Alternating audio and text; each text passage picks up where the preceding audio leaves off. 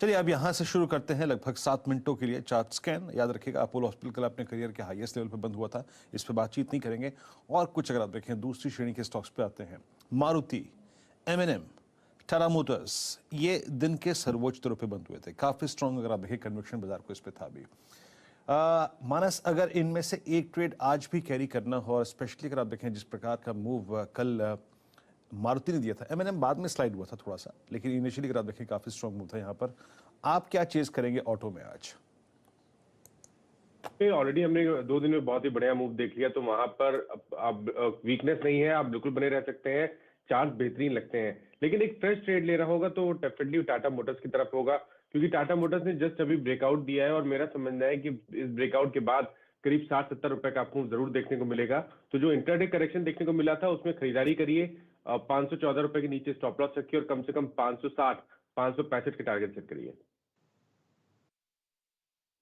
Okay, करीब 537 की trajectory तक टाटा मोटर्स गया। आपने ऑप्शंस पे अगर आप देखें पैसा भी बनाया होगा यहाँ पे। उसके बाद क्लोजिंग में हमने एक ट्रेड लिया था कोफोर्ज राहुल शर्मा जी के साथ, और कोफोर्ज की हमने, आप यकीन मानिए, 5900 की कॉल 130 पे अगर आप देखें ली थी कल क्लोजिंग में, और लगभग 175 रुपए बिक गई थी हायर लेवल्स पे। वो कोफोर्ज कल शानदार मूव था आईटी में। राजेश सतपुते जी, आईटी में जो प्लेसमेंट है उसमें मिड कैप आईटी में अगर आप देखें काफी अच्छे स्विंग्स मिल रहे हैं। कोफोर्ज आप भी मेरे ख्याल से मौजूद थे उस वक्त जब हमने वो ऑप्शन ट्रेड दिया था, डे हाई पे क्लोज हुआ। अगर ये इस टिपिकल राउंडिंग बॉटम को अगर आप देखें पार करता है, काटता है 5900 का जोन नेकलाइन को, तो आपका हायर लेवल पे पोजीशन क्या होगा इस स्टॉक में?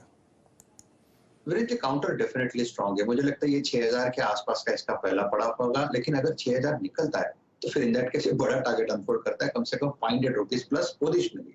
तो डेफिनेटली कोफोर्ज एक बेस्ट पिक रहेगा, लेकिन कोफोर्ज के साथ एक और काउंटर रहेगा, वो रहेगा Tech Mahindra for the day. मुझे लगता है कल लेट आवर में जिस तरह से शॉर्ट कवरिंग हुई है, टेक महिंद्रा यहाँ से आउट परफॉर्म कर सकता है, और टेक महिंद्रा का जो टारगेट दिखता है वो करीबन 1650-1680 तक का दिखता है। ओके, तो आप टेक महिंद्रा पर भी वकालत करें। टेक महिंद्रा पे इस एक्चुअली कमेंट कर चुके हैं राजेश सतपुते जी, शुभदीप आज, तो उसको मैं इसलिए दोबारा कवर नहीं कर रहा था। अब आते हैं एक और स्टॉक पे जिसमें काफी सब्सटेंशियल मूव हमने देखा। अब देखिए ये मूव कब तक कंटिन्यू करेगा नहीं मालूम हमें, लेकिन 2 दिन से इसमें पैसा बन रहा है। और आप बायोकॉन लेके आइए, कल स्टॉक से न्यूज की श्रेणी में शामिल था, परसों से इस लॉन्ग ट्रेड को हम अगर आप देखें लेके चल रहे हैं।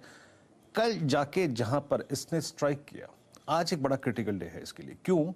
क्योंकि ऐसा ही बायोकॉन लेके आइए, ऐसा ही अटेम्प्ट इसने लिया था मानस 17 सितंबर को एक, उसके बाद फेल हो गया।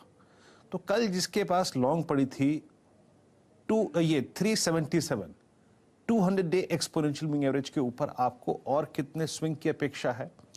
एक साइडवेज ओपनिंग के बाद ट्रेडिंग स्टॉप लॉसेस कहां पर आएंगे, और अगर ये 200 डे पार करता है तो स्विंग कहां तक का मिल सकता है? मानस, देखिए मेरा समझना है कि पिछली बार को देखते हुए इस टाइम पे टेक्सचर बदल गया है स्टॉक का। 200 दिनों का मूविंग एवरेज 377-378 की रेंज में आता है, और मेरा समझना है कि वो लेवल्स ब्रीच हो जाएंगे और शायद स्टॉक 395 के आसपास आने की कोशिश करेगा। 20 रुपए का आपको करंट लेवल से भी देखने को मिल सकता है, तो अपनी पोजीशन में बने रहिए। स्टॉप लॉस को रिवाइज करके 367 कर ले। चलिए, ये रणनीति आपके सामने बायोकॉन पर आती हुई दिख रही है। अब जोड़ते हैं यहाँ पर राजेश सतपुते जी को। राजेश जी, कुछ टिप्पणी आप करना चाहेंगे? फिलहाल एशियन पेंट्स पर 2% ऊपर हमने इस काउंटर को बंद होते हुए दिखा, और शॉर्ट कवरिंग के जरिए यहाँ पर ओपन इंटरेस्ट कम होता हुआ दिख रहा है 3.4%, 3230। क्या कीजिएगा? सर जी, कल लास्ट तक एशियन पेंट जबरदस्त स्ट्रॉन्ग था, और मुझे लगता है आज इसका एक शॉर्ट कवरिंग का दिन होगा। मेरा टारगेट जो था वो करीबन 3300-3340 का है। 3220 के आसपास का इसका कल का क्लोज था। 3200 का स्टॉप लॉस रहेगा, और जैसे मैंने कहा 3300 प्लस के टारगेट लेके एशियन पेंट में काम कर सकते हैं। जायसवाल साहब हमारे साथ